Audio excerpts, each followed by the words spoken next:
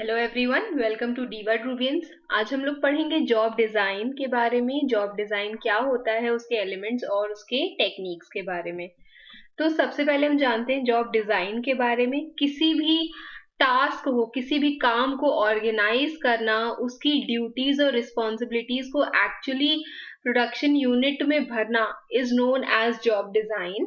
इसमें एक और चीज आती है जिसमें हम कहते हैं person या job fit matching the characteristics of people with the characteristics of job, कि जो एक इंसान है वो उस पर्टिकुलर जॉब के लिए सही है कि नहीं, that is known as job fit. फिर इसमें कि जॉब डिजाइन के तीन मेन चीजें होती है जिसमें आती हैं कि आप जॉब आपकी परफॉर्म आप कैसे करते हो, whether you are satisfied with your job, और क्या फिजिकल और mental health is required for that particular job. फिर लिखा हुआ है जॉब डिजाइन का मतलब क्या होता है। तो it is all about making sure that each job has a right task and responsibilities assigned. ये देखना कि हर जॉब की एक सही टास्क और रिस्पॉन्सिबिलिटीज हैं जो असाइन की गई हैं। ये it also looks how different jobs in a company work together, कि कैसे अलग अलग जो जॉब्स होती हैं, वेकेंट पोस्ट होती हैं या काम होता है, वो कैसे किया ही जाता है। एचआर मैनेजर जो है वो ये देखता है इस setup so it can be done well. उनका जो काम होता है वो ये देखा जाता है कि वो मेक श्योर करे कि हर जॉब जो है वो ऐसे सेटअप की गई है कि उसको सही से किया जाए, इजीली किया जाए, और वो जो पर्सन है उसको आता हो वो काम करना। फिर we'll move towards the definition of it. It is the process of specifying the duties and responsibilities that will be included in employee's role. Job design क्या होता है? It is the process of specify करना कि क्या duties और responsibilities हैं जो एक एम्प्लॉय के रोल में आती हैं। एचआर मैनेजर्स जो हैं वो ये डिसाइड करते हैं, इस उनके जो एम होता है, उनका जो काम होता है मेन, वो क्या होता है, ये डिजाइन करना कि वर्क ड्यूटीज क्या होंगी specific to the individual, so that वो अलाउ करे एम्प्लॉय को कि वो अपनी मैक्सिमम परफॉर्मेंस दे, एंगेज रहे और मोटिवेटेड रहे। किसी को भी कोई भी काम पकड़ा देना इज नॉट जॉब डिजाइन। उनका काम ये होता है कि हम वर्क ड्यूटीज जो हैं वो ऐसे असाइन करें कि एम्प्लॉय जो है उसकी परफॉर्मेंस भी मैक्सिमम हो, वो एंगेज्ड भी रहे काम में, और वो मोटिवेटेड भी रहे, फ्रस्ट्रेटेड ना रहे। ठीक, फिर we will move towards the elements of job design, जिसमें सबसे पहले आता है टास्क। टास्क जो एक employee is expected to do, एक पर्टिकुलर टाइम पीरियड में जो काम करना है उसको उसको हम टास्क बोलेंगे। फिर दैट जो जॉब है वो ऐसी होनी चाहिए कि वो उस पर्सन को मोटिवेशन लेकर के आए, वो फ्रस्ट्रेशन में, चिढ़ में, ईर्ष्या, घृणा, किसी भी प्रकार से वो परेशान ना हो उस पर्टिकुलर जॉब से, जो एक्चुअल में नहीं होता है, रियलिटी में ऐसा कुछ नहीं होता है। फिर resource allocation, the company allocate करे रिसोर्सेस को इफेक्टिवली और efficiently to the specific job role, as appropriately allocated resources can influence innovation. उनको जो भी चीजों की जरूरत है, they should have those things with them.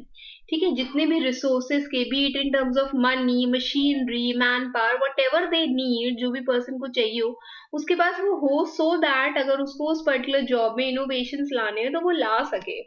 और लास्ट इज रिवॉर्ड सिस्टम।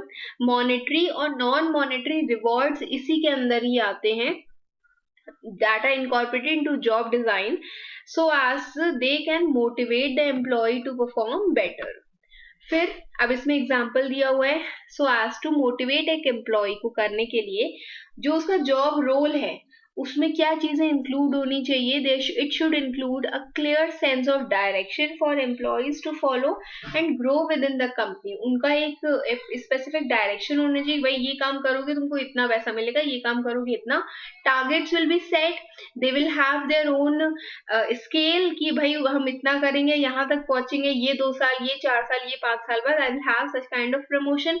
या प्रमोशन इस बेसिस पे होगा when they have the clear idea और clear map of everything in their mind, तो वो डेफिनेटली मोटिवेटेड ही रहेंगे if they wish to continue with the company.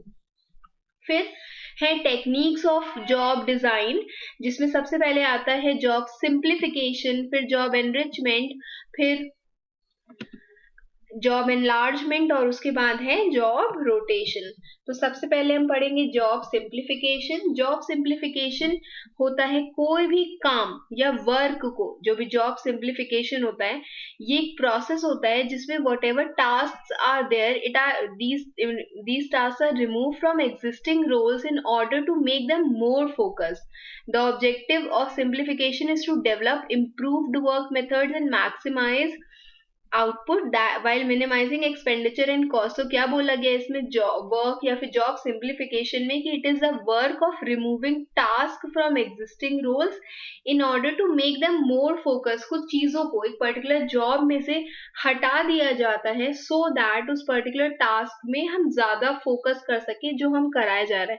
कोई एक पर्टिकुलर रोल है, उस रोल में अगर हम 4 चीजें भरने के बजाय कुछ चीजें उसमें से रिमूव कर देंगे, जॉब को सिंप्लीफाई कर देंगे, instead of making it complex उसको सिंप्लीफाई कर देंगे so that to make the task और to make that particular role more important और मोर फोकस्ड, उसको हम जॉब सिंप्लीफिकेशन कहते हैं। इसका जो ऑब्जेक्टिव होता है that is to develop improved work methods को और इम्प्रूव करना, और सो दैट क्योंकि मैक्सिमम आउटपुट मिले और एक्सपेंडिचर और कॉस्ट जो है वो कम से कम हो। फिर आता है job rotation. It is a systematic movement of employees from one job to another within the organization to achieve various human resource objectives.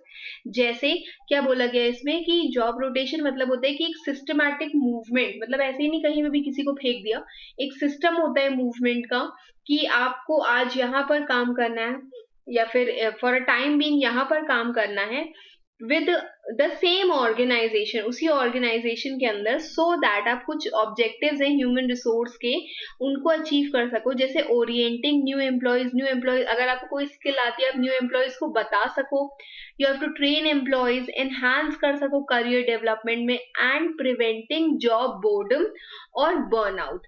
ठीक है, जॉब बोर्डम बर्नआउट मीन्स आप जॉब से परेशान ना हो, उस चीज को हटा सको। तो आपको नए नए टास्क दिए जाते हैं और आपका जो रोल है एक कुछ समय के लिए उसको चेंज कर दिया जाता है, that is known as job rotation. फिर है जॉब एनलार्जमेंट। अब जॉब एनलार्जमेंट मीन्स कि जो भी आपका एग्जिस्टिंग रोल है उसमें कुछ लेवल ऑफ एक्टिविटीज हम उसी में भर दे रहे हैं।